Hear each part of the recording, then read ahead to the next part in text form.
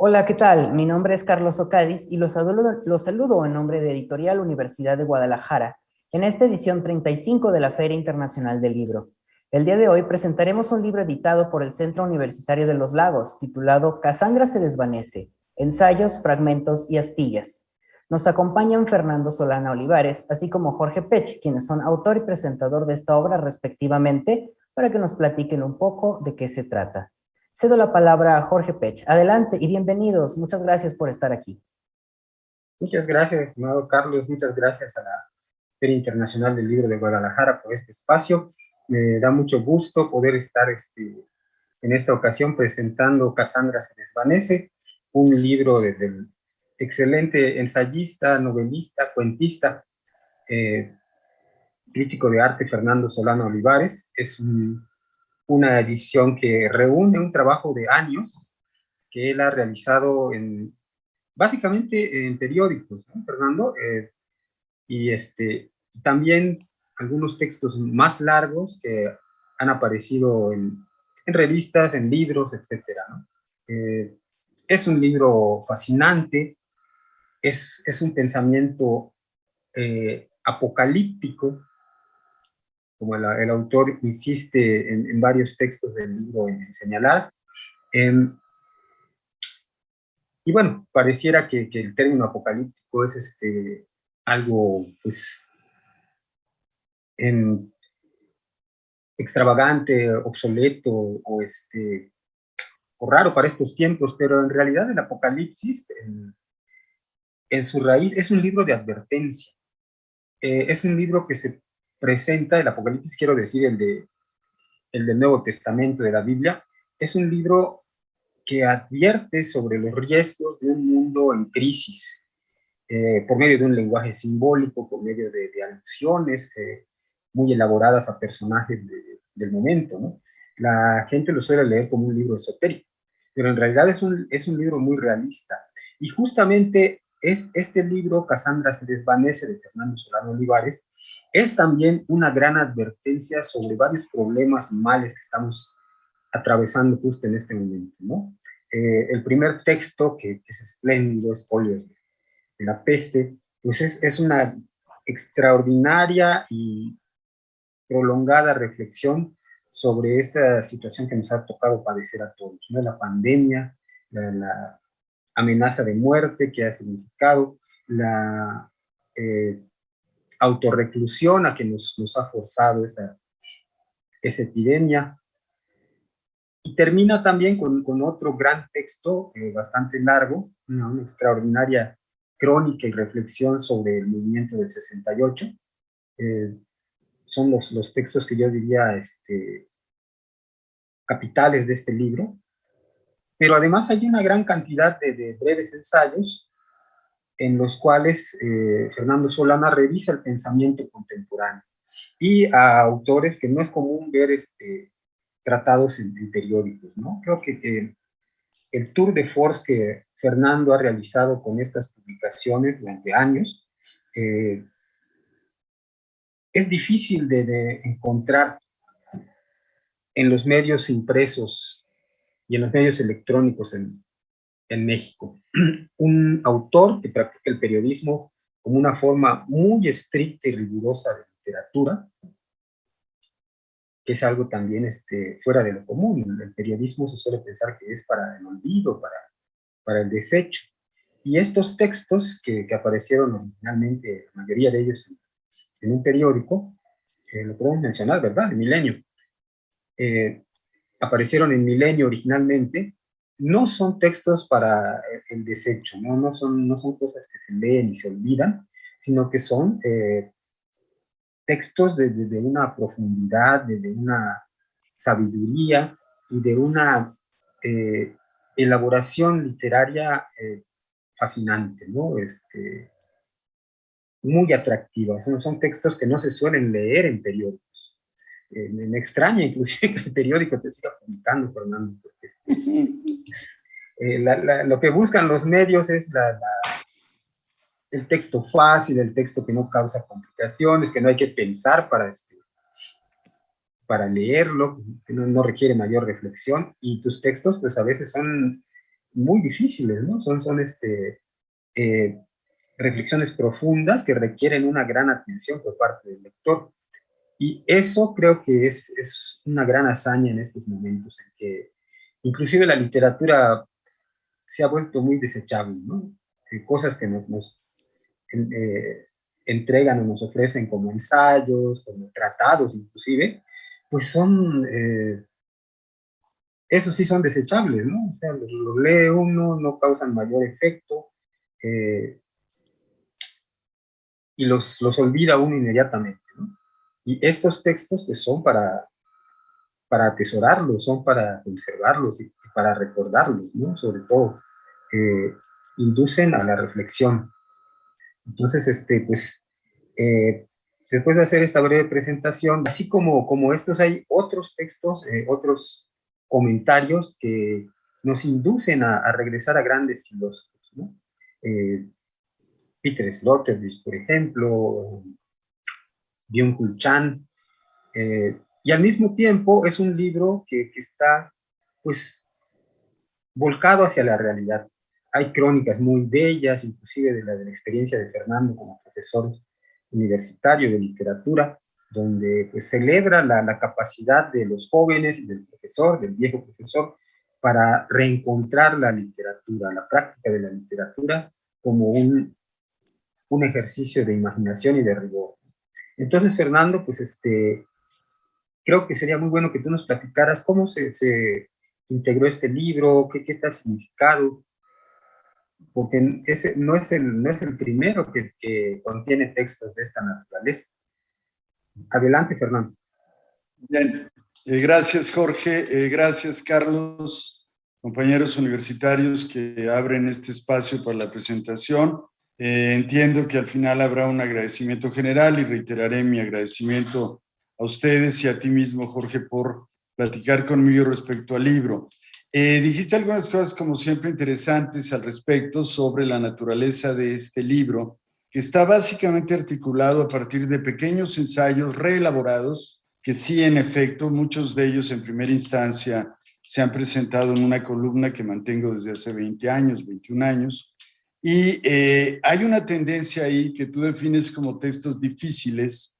A mí me gustaría más bien, quizá para compensar este término, que siempre es un término que puede ser multiinterpretado, yo pienso que son textos de carácter complejo, porque apelan o intentan, sin que lo logren, desde luego, eso ya cada lector lo dirá, hacer una reflexión no sobre lo intrascendente e inmediato, sino en efecto, ante la complejidad, la urgencia de este momento que tú definiste como apocalíptico. Yo pienso que desde luego lo es, y además has acertado al definir que el apocalipsis es una advertencia, no es el canto, digamos, de la destrucción. Por ahí tenemos un autor que dice que todo apocalipsis es sublime, aunque es terrible. Se trata más bien de plantear una reflexión sobre el momento terminal ante el cual estamos, el cual estamos viviendo. Terminal desde muchos puntos de vista, se ha finiquitado un paradigma, una vieja interpretación del mundo que puede provenir, si se quiere hablar de modernidad, de 500 años a la fecha, pero quizás es mucho más antiguo, tiene que ver con esta separatividad entre el ser humano y la naturaleza, y a partir de ahí una serie de consecuencias que han demeritado el orden de la mera existencia y su posibilidad de permanecer. Yo que me gustaría, Jorge, y es un término que te pongo en la mesa para que platiquemos sobre él, definir este libro como un libro post-apocalíptico más bien, en la medida en que tú ya definiste la noción apocalipsis, post-advertencia, es decir, hay muchas cosas ya periclitadas. La pandemia es desde luego una advertencia mayor, mayúscula, que podemos proponer o percibir como punto de inflexión. No sabíamos que éramos felices en nuestra infelicidad, pero resulta que lo éramos. Un buen día se instala un virus que tiene una gramática muy extraña, que ha sido manejado política, biológica, epidemiológicamente de modo también muy discutible, donde hay una serie de elementos que están ya señalando que se ha terminado un tiempo. Creo que estamos delante de crisis mayores, desde luego la crisis ecológica es de una magnitud también muy, muy amplia. Entonces, en esa medida, este texto lo que pretende reflexionar, volver a ver, además utilizando la noción habitual del ensayo. El ensayo es ver, mirar aquello que ya se ha visto, intentando implementar, poner en curso una nueva mirada. Dijiste algo que me parece importante sobre la intrascendencia que domina los medios masivos de comunicación y el periodismo impreso.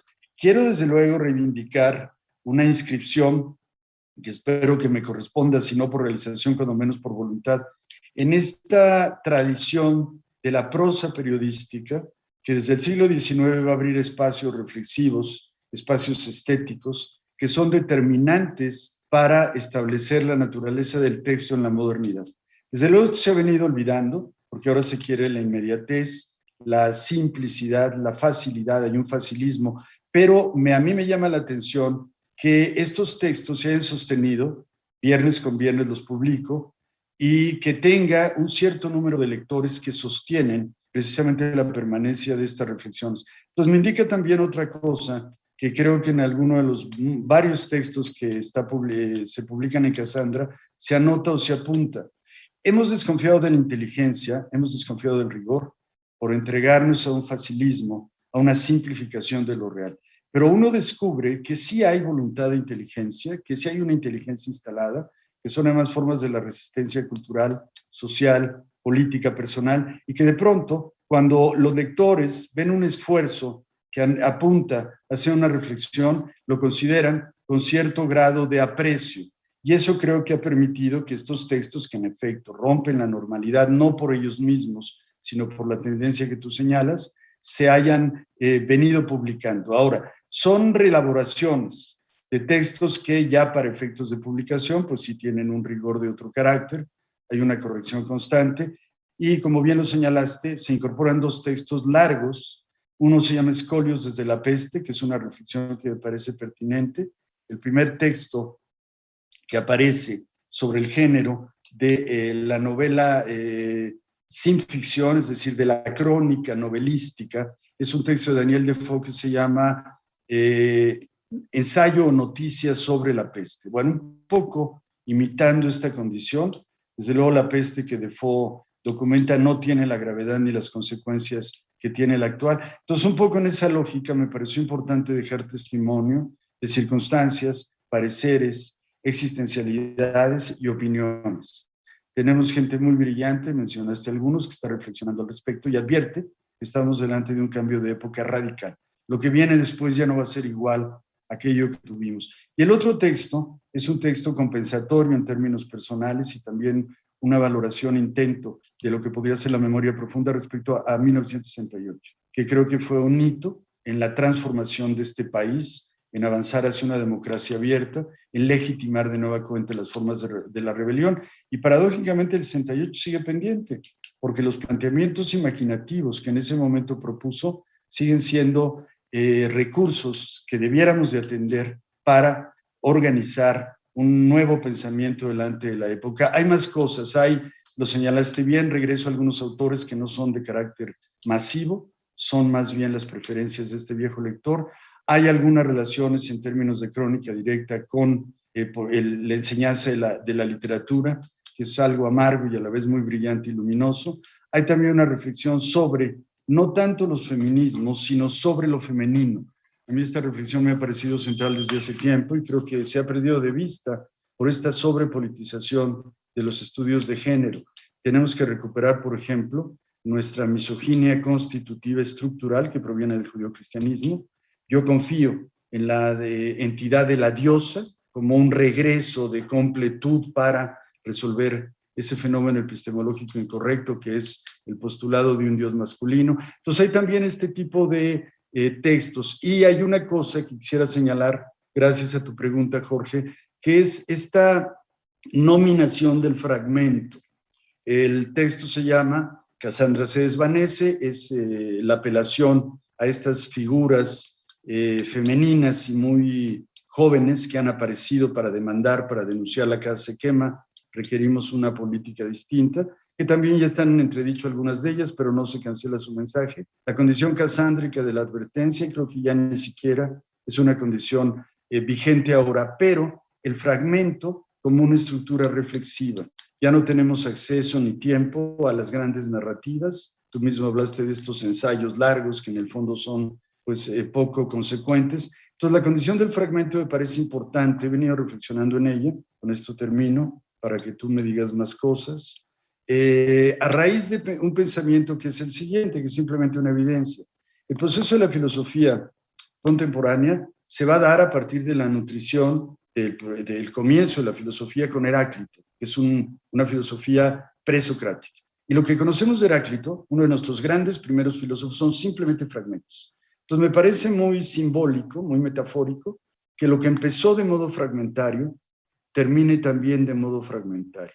Por eso aludo a la condición del ensayo, que es esta intención de volver a probar, mirar con los mismos ojos, fragmento, que es desde mi punto de vista la condición del pensamiento articulado en estos momentos, y astillas.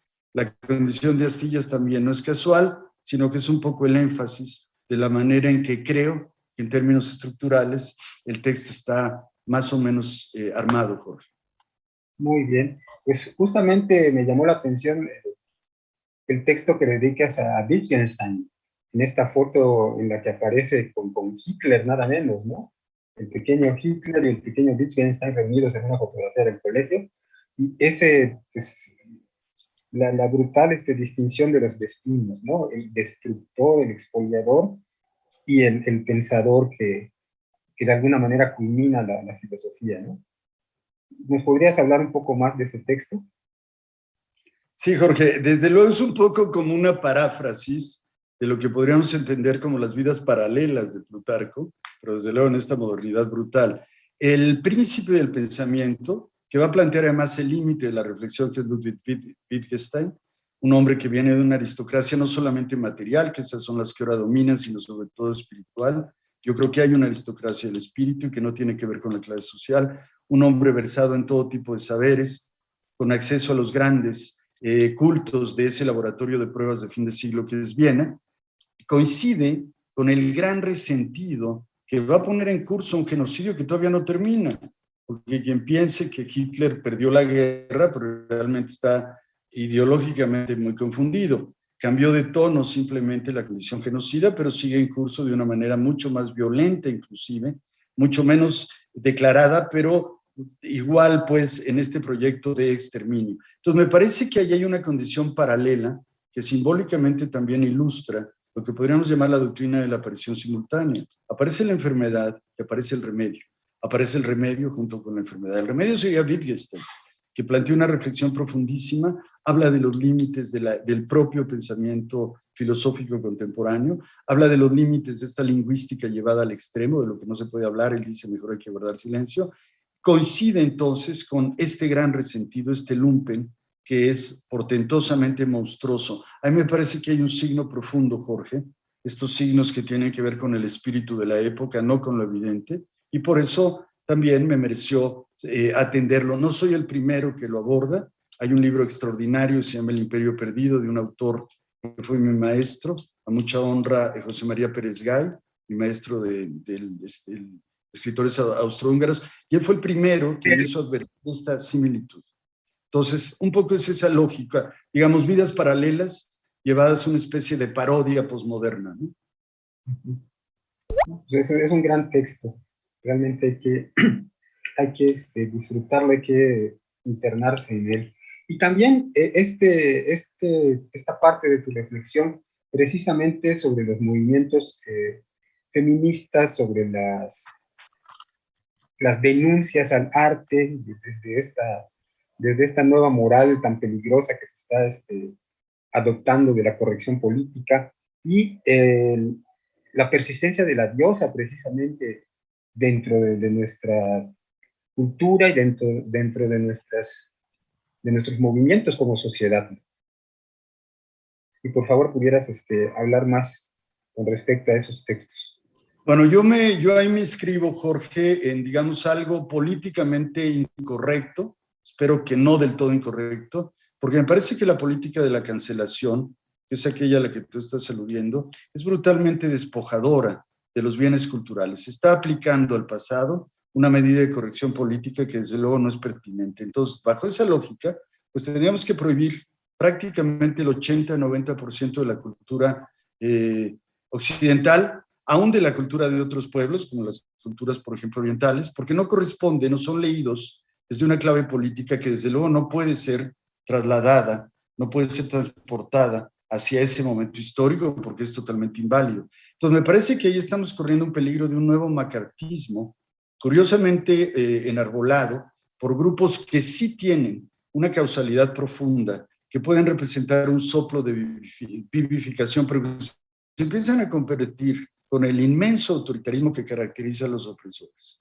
A mí hay una voz, lo voy a decir ahora, aunque sea políticamente incorrecto, que me parece absolutamente inadecuada, que es el empoderamiento, porque el empoderamiento siempre lo he entendido como la actitud de revancha, donde en efecto la brutalidad masculina que oprimió a las mujeres de un modo verdaderamente monstruoso, hay una casuística desde mi punto de vista que está en el Génesis, en la teología violenta del cristianismo, ahora está modificando los papeles. Entonces, por ejemplo, decir que la historia de Mis putas tristes de García Márquez está tomada de La casa de las bellas durmientes de Caguabata, hay que prohibirla porque exalta la pederastia, pues me parece que es un despropósito, porque son lógicas muy distintas. Entonces hay una extrapolación que a mí me parece que es absolutamente peligrosa e intolerante y que está enmascarando actitudes que prácticamente lindan con una actitud autoritaria cuasi fascista.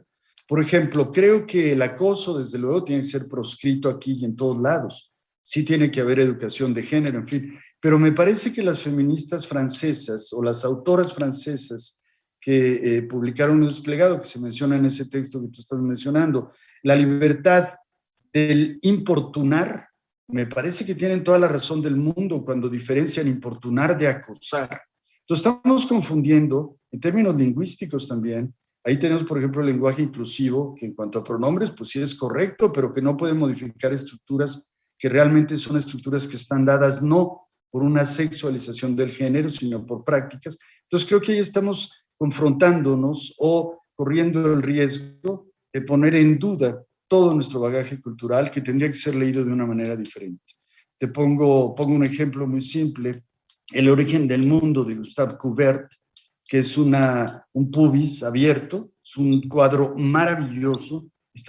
Lo tuvieron que quitar del museo porque las feministas se indignan cada vez que lo ven, y Freud lo usaba como un elemento curativo, por ejemplo. Entonces estamos confundiendo, quizás son los momentos precisamente de aparición de lo nuevo, todavía son estos momentos donde los fenómenos morbosos nos determinan, estamos confundiendo. Con esta historia, con esta interpretación contextual, estamos llevando al pasado y los riesgos de pérdida me parecen mayores. Entonces, yo más que en el feminismo, que creo en él y lo respeto, creo en las diosas, porque creo en la visión junguiana de femenino masculino.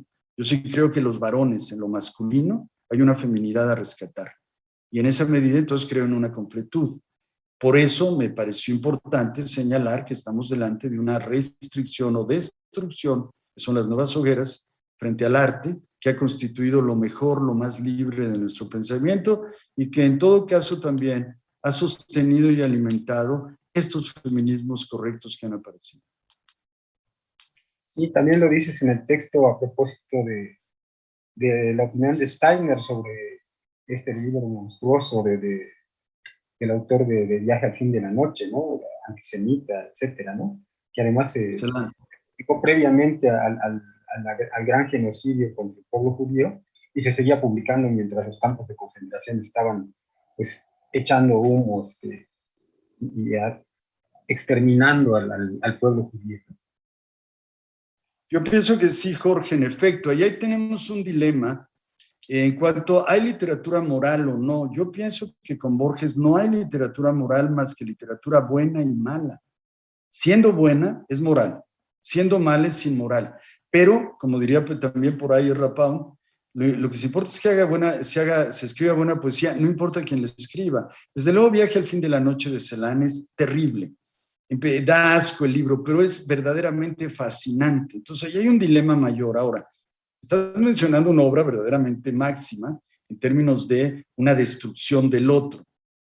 Creo que esa obra sí se inscribe ya en una especie de panfleto que ameritaría pues una revisión de otro carácter, pero el resto de la literatura que no se planteó en su momento, Lolita de Nabokov, lo que hizo Nabokov no fue proponer, impulsar la pederastia.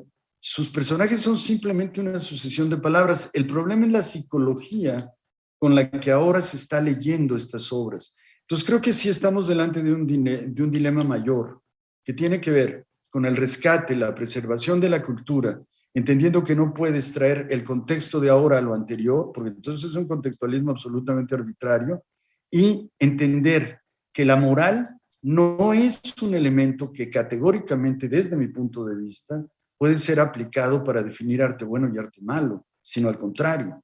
La moral del arte es una buena literatura, no importa el tema, no importa quién lo escriba. A diferencia de lo que hoy los estudios culturales señalan. ¿Qué le interesa a los estudios culturales? No les importa la forma, el fondo, no les importa lo que llamamos literatura, lo que les importa es la temática.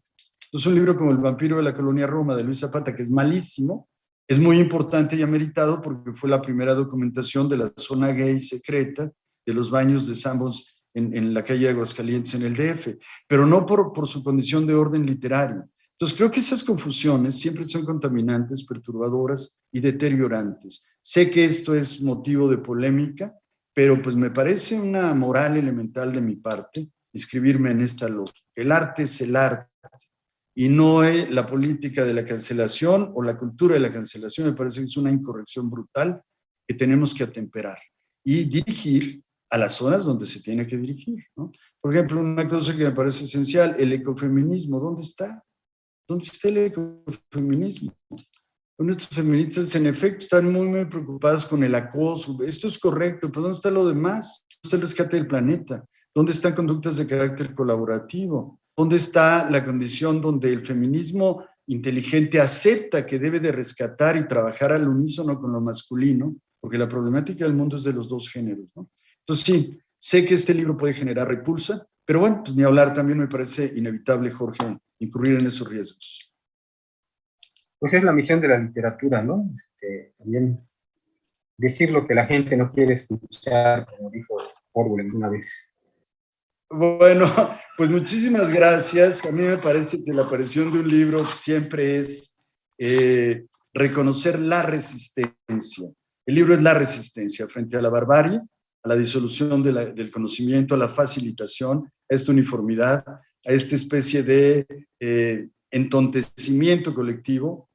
Yo creo que los libros, no el mío desde luego, los libros en general son un acto de resistencia sublime, mayor, poderosa y políticamente consecuente. Entonces, gracias al Centro Universitario de los Lagos, cuyo rector tiene la sensibilidad para haber publicado esta gran cantidad de libros que hizo. Hay libros en el acervo maravillosos, por ejemplo, de un autor de los más importantes de nuestros ensayistas, que es Eduardo Subirats, que no se le publicaba. El Centro Universitario de los Lagos, al final del rectorado del doctor Aristarco Regalado, va a acabar con 4 ediciones de libros que son prácticamente libros de culto. En esa medida, este libro, Cassandra C. Desvanés, se vio beneficiada por la sensibilidad de un rector ilustrado que abrió la puerta para una publicación múltiple. Quiero agradecer a la maestra Yamilia Arrieta, la directora editorial del Culagos, también sin cuya sensibilidad esto no sería posible. Y algo muy importante que me parece mencionar, un equipo de chicos y chicas muy jóvenes que han logrado estos niveles de excelencia editorial y han permitido que podamos, los autores que no tenemos ya muchos lugares donde publicar, recibir, entregar escritura y recibir un objeto maravilloso.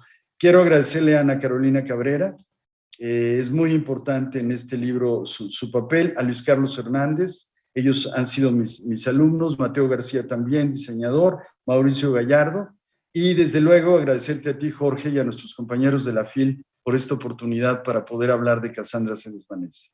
El artista Alberto Aragón, ¿no? También hizo la portada. Desde luego, perdón, me corriges bien. Tenemos una portada maravillosa de un gran pintor oaxaqueño, que yo lo conocemos bien, lo queremos y apreciamos su obra, que se llama Alberto Aragón.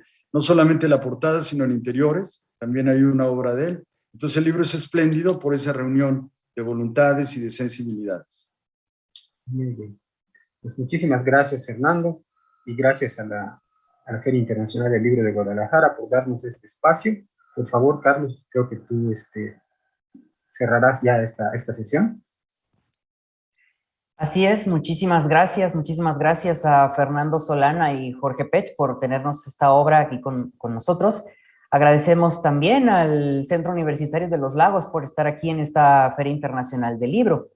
Y al público lo invitamos a seguirnos en nuestras redes sociales como Editorial UDG, donde continuaremos presentando nuevos títulos, y a visitar nuestro sitio web editorial.udg.mx, donde podrán conseguir esta publicación. Muchísimas gracias y hasta la próxima.